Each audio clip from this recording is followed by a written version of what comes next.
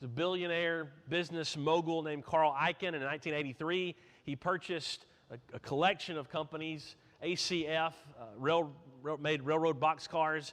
And as he looked at all the numbers that they had produced over the past few years, he couldn't make it make sense because they had plenty of assets, plenty of contracts that they should be generating a lot of money, but they were losing money.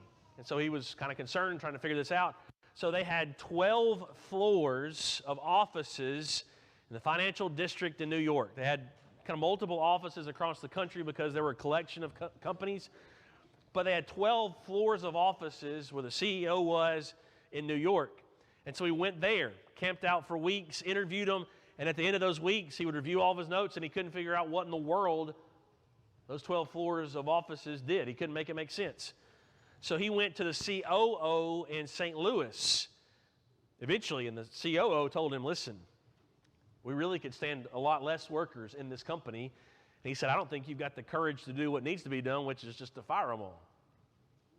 So Icahn thought, well, I don't know if I'm that drastic yet, but okay, it's worth noting. He goes back to New York. He hires a consultant. The consultant, after a couple of weeks, says, same thing. I don't know what to tell you, man. I don't know what you can do because I don't know what they do. He talks with his friend who owns the building that the offices are in. He says, I see them coming in and out of here every single day, but I can't tell you what they do. They keep losing money. So he eventually fires all 12 floors of employees, gives them severance, sends them on their way. He said the fascinating thing was he didn't miss them.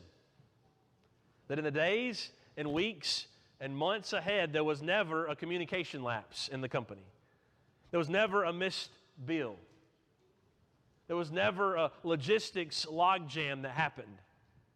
Even after parting with 12 floors worth of employees, the day-to-day operations of the company continued the same. Now, they showed up to work as much as anybody else. They were just as busy as the rest of the company. They were just as busy as anybody in that building.